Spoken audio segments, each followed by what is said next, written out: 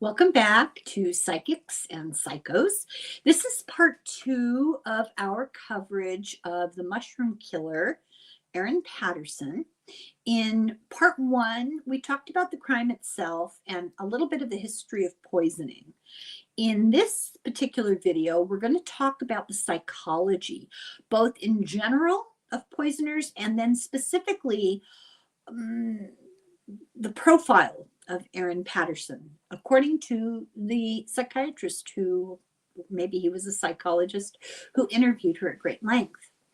The third video will be, I have Denise join me and we'll do the astrology and cards. So let's talk about the psychological profile of poisoners. Now, this comes from Psychology Today, July of 2012.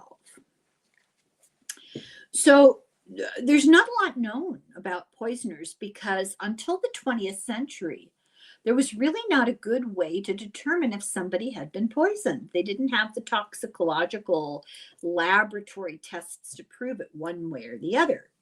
And of course, the stereotype is that they were women. We addressed this in the previous video. Poison tends to be the choice of more intelligent perpetrators. Keeps your hands clean, and it requires a certain mindset. Poisoners rarely cross racial lines. Usually they're 5 to 10 years younger than their victim. Often they're medical or caretaker, in a medical or caretaker relationship with their victim. It's about access. They usually kill somebody that they know most of the time. It is believed that the number of known poisoners is actually just the tip of a very big iceberg. As I said, how do you know? Excuse me. So looking at the known poisoners and looking at the nature of the process of poisoning somebody, they can hypothesize to a certain point about a poisoner's personality. Now, I went through this list, then I went back and I checked off each aspect of the personality that I think applied to Erin just for my own amusement. So the first is cunning and sneaky. That would be Erin. A creative planner. That would be Erin. Avoider of physical confrontation. We don't know. She relying on manipulation. For example, the way that she tried to manipulate her guests to come by telling them she had cancer and wanted to talk about it. A sense of inadequacy and a scorn for authority. I think the inadequacy is true. The scorn for authority may very well manifest as a sense of grandiosity and being better than other people. The need for control, she had that. Wish fulfillment fantasies. And I didn't put her name down. And then I remembered the weird wall of graffiti inside her house. Self-centered, an exploitative personal style. Spoiled as a child, she was. A very unhappy home. And I think we'll find out later as she talks to the police that that's true. As a child. These people are described by psychologists as having the personality of an incorrigible child whose immature desire to get its own way leads to extreme efforts to control and manipulate the world. It's as though a poisoner never grew up and they're like a child determined to get what they want. They are developmentally stunted. I think that would apply to her. They have no empathy, and that would apply to her. Their internal compass is guided by greed or lust or selfishness, but not by morals. Because poison takes time and it's not always detected, This reinforces their confidence for future attempts. So you'll see people be serial poisoners. Now, this doesn't qualify, Erin doesn't qualify for that because, to anyone's knowledge, she did it once. There were multiple victims, but she did it once and she was caught right away. But we're talking about the historical stories that I mentioned in video number 1. People who killed, 6 boyfriends, 2 husbands, a mother-in-law, just this litany of victims over the years. So they have a typical list of motives. So money, I think that had something to do with Erin's. I don't think it was the overriding motivation, but I think it was involved. When her husband wouldn't pay the school fees, that seemed to be the trigger. Jealousy, like a lover's triangle, maybe. Not her, but just in general. Removing an obstacle, like killing your children, for example. Revenge. You're going to make them pay. I think that would be Erin. Sadism, make them suffer. We know that was her. For ideological or political reasons, religious reasons, no. Boredom, matching wits with the cops. I think her matching wits with the cops, I think she was more just trying to get away with it. And ego, thinking themselves mentally superior, and that would definitely be her. A poisoner will often pretend to be self-sacrificing, to be a caregiver. The example that Psychology Today article used was Dr. Harold Shipman. He was an English doctor who killed all these old people. He specialized in the elderly. Killed them all. Often they have Munchausen's, fictitious disorder, which is making yourself sick to get sympathy, or Munchausen, they don't call it this anymore, but by proxy, making somebody else sick so that you get sympathy. 1 out of 5 poisoning cases is 1/5 are solved. Only 1/5 of them are solved. Those who were caught are sneaky, clever, emotionally immature, methodical, self-centered, skilled at subterfuge, and have childish needs without moral restraint. So let's talk about Erin, and this is from Australian 60 Minutes, Australian Spotlight 7, and in both cases they talked to this doctor, Dr. Peter Ashkar, and he extensively talked to her, interviewed her, studied her. So Erin had a public face. She would tell people she loved her in-laws, and a private face of resentment. All the negative stuff came out eventually to the police and to the psychologist. But at the beginning, I would never hurt them. I loved them, that kind of thing. On the surface, she was well educated. She was very tech savvy. She was well off. She had a lot of money. But underneath, she used all of these advantages to execute her plan. She felt like an outsider. She had very few friends in the community. She was described by everybody in this town. They went around and interviewed people. Nobody really knew her. She was an enigma. She kept to herself. But underneath, she was arrogant. She thought she was smarter than everybody else. The doctor himself called her a sociopath and a narcissist. He described her as simmering underneath. And there were warning signs, noteworthy, I think. Her parents refused to attend her wedding. Her bequest from her grandmother was divided up into small amounts over an 8-year period. And the doctor said that this indicates she had problems with primary relationships in her life. She has an insecure attachment to her parents, her family of origin.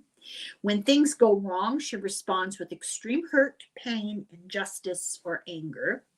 She puts more pressure. That situation inside of her puts more pressure, or did, on her relationship with her husband, Simon. Her connection to him gave her a sense of belonging, being valued, being loved, and stability.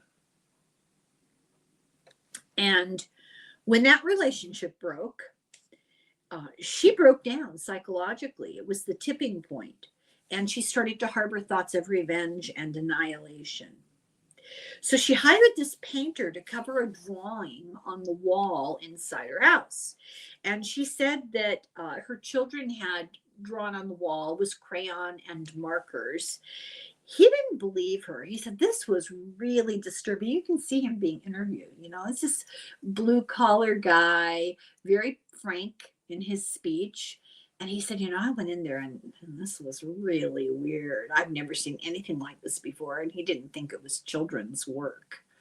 And it had been done over a period of time. In fact, it was so strange that when she wasn't in the room, he took pictures of it.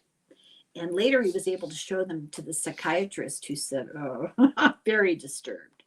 So it was obvious that she'd been showing this loving face, but she was harboring this hatred inside. And she had decided that these people were going to die.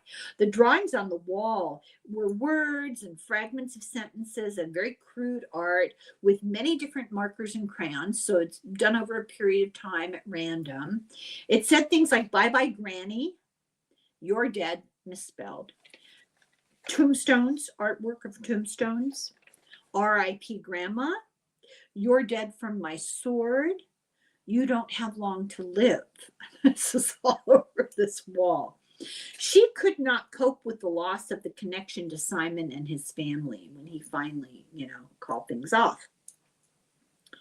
His parents discouraged them having a reconciliation, which is unusual because they were very devout Baptists. His uncle Ian was pastor at the Baptist church. They were very much into lay marriage counseling, and they came over to help her maybe mend fences. And she told them that she had cancer, and so they were really worried. She was isolated, socially disconnected. She felt rage, anger, vengeance, and entitlement because they made her feel bad. So she has now been diagnosed. She's been diagnosed with very serious antisocial tendencies, but she hid it very well. And the doctor said she appears typical, but is anything but. He said this was a carefully executed plan. She did extensive computer research on websites warning people about where death caps were growing. So there's websites available in this part of Australia where if you're going to go out hiking, you can look and see, and they'll tell you, well, avoid this area, especially if you have a dog or children with you, because there are death cap mushrooms growing there right now. They've been spotted. So you need to be careful. She used that to locate them so she could go pick them. There's cell phone proof that she was there several times over a number of months. It coincided with her research on the internet, and she was there long enough, like 20 minutes or so, to locate and pick mushrooms. She bought the food dehydrator to preserve the earliest batches that she picked because it was going to take a while. Death caps take about 12 of them to kill 5 adults, but they don't grow in groups. They don't grow in clumps. They grow individually. So she had to go foraging to find 12, and it took her a few months to find them.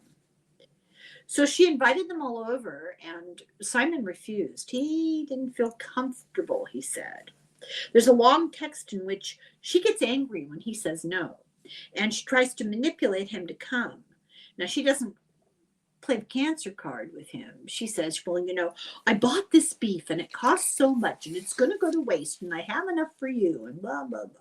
So this was really cruel and calculating. She was determined and so cold. And this is where the sadism comes into play. She sat across the table and watched every bite they took and knew that this was 100% fatal. There is, if they took a couple of bites of this, nothing could have saved them. They're the most deadly form of mushroom. They're responsible for more than 90% of mushroom deaths overall. They're usually ingested by accident, like you get invited to dinner and somebody lies to you about putting mushrooms in your dinner. It takes hours before the symptoms happen. So we're talking like 12 to 24 hours. Then you get serious vomiting and diarrhea and start to hallucinate. And people usually think they have food poisoning and they're hallucinating because they're dehydrated. Then there's a honeymoon period and all the symptoms stop and you think, oh, okay, I'm better. But what's really happening is the liver cells have been damaged on a DNA level by the toxin and they cannot be fixed. And it just kills the liver. You go into liver failure and you experience this symptomatic near-death sense of doom. It's this anxiety, this sense of doom is part of the symptoms. And then usually people die of complete liver failure or internal hemorrhaging because it helps to regulate your blood clotting factors. So Erin, the day after this lunch, pretended to be sick. She went to the emergency room. She was, the admissions person asked her why she was there. And she said, I'm vomiting and diarrhea. And they immediately went, uh-oh, and said, what is your name? And when they heard her name, the doctor came out and said, okay, we have your relatives back here and they're not in a good way. Where did you get those mushrooms? And she said, well, I bought them at an Asian market. And he told her, you need to be rushed to Melbourne to this fancy hospital, bigger, better able to take care of you. She refused. She says, I can't go there. I have to go home and feed my animals. She went home to feed the animals and to pack her daughter's ballet bag. The doctor called the police because her in-laws were dying in the ICU and she showed absolutely no concern. She didn't ask to see them. She didn't even stay for longer than 5 minutes. It didn't make sense. It didn't ring true to the doctor. Then the Department of Health talked to the doctors and the Department of Health tried to get information from her that same afternoon over the phone and she lied to them. She was at home feeding the animals. She was at home and she said, oh, well, I can't talk right now. I'm in a very important meeting at the hospital, which everybody knew was a lie. Hospital personnel immediately said she looked like a psychopath because she showed absolutely no care about anybody else. And just her responses were weird. So within a few days, I think it was 5 days for Gail and Heather, they died, 6 days for Dawn. And he actually had a liver transplant, but it wasn't soon enough and he died. Ian got the liver transplant too, but he eventually did survive. Erin left the emergency room that day when she went in, like the day after the lunch. And it's really weird what she did next. She got in the car and on the way home, she stopped at like an AM PM mini mart style place that had a bit of a deli attached. She later told the police that she stopped because she had had diarrhea in the car and had tissue to throw away. So she goes into this little mart and they watched her on CCTV. She walked in wearing the same clothes she was wearing in the hospital admissions office. So that story seems suspect. She walked into the bathroom and out in less than 9 seconds. So what was she doing in there? Then she went over to the counter and bought a sandwich and a dessert. 3 days later, they get CCTV camera of her at the dump transfer station throwing away a food dehydrator. So the police call her in and interviewed her under oath. And eventually she started talking about psychological features of her life that coincide with what the psychiatrist later said in his diagnosis. She talked about self-loathing, body image issues. She had an eating disorder. She let it be known that when she was a child, her mother weighed her every single day. She talked about her son's traumatic birth. He nearly died. Kind of an emotional manipulation going on there, I think. And she talked about the breakdown of her marriage. So, she went to trial. There was just overwhelming evidence, the computer searches, the cell phone locations of her in the place where the mushrooms grew, the CCTV from the mini mart, the CCTV from the hospital, the CCTV from what was the dump, the transfer station, the toxicology of the patients, the victims, and the toxicology of the food. She actually was asked by the public health people, where's the rest of the food that you guys ate? And she said, oh, I threw it out. And they said, is it still there in the trash? You know, they don't want anybody or any animal to get a hold of it. And she said, yeah, I'll give it to you. So she gives them this brown paper bag, and it's got the discarded beef Wellington in it. And it had death cap mushrooms cooked into it. So at the trial, the prosecution had a really strong case. The defense, you know, it was an accident. Oops, that wasn't much of a defense. So they put her on the stand, sort of like a last-ditch effort. She couldn't do any more harm than had already been done. She gave 8 days of testimony. And according to the psychologist, her performance in court was formidable. She showed presence of mind. She showed attention to detail. She showed sophistication and nuance of language. He said she made it really hard for any juror to believe that she would have been careless or dumb enough to make a mistake like this. No. Her competency on the witness stand betrayed her narrative. And one of the things that was really emphasized was that she sat and watched these people eat their death. She had no consciousness of the consequences for the kids. She gave them the leftovers, you know, scrape off the poison and gave them the leftovers. Also, they weren't little, 14 and 9, but they would have been 16 and 11 by the time she was found guilty. But she had no concern about their future without a mother, and obviously no empathy for the victims. She would have been just as happy if her husband had been included. So we'll be looking into her from a more psychic point of view, but I thought that this, you don't usually get such an in-depth psychological evaluation of a perpetrator. But the Australians did it right, and I thought it was absolutely fascinating. So I would recommend, if you're still interested, I pretty well covered, you know, what there was to say. But if you want to see this whole thing unfolding, and you want to see the CCTV and listen to the people in the village talking about her, you can Google her name, and you'll get all this video, from documentary style video from Australia.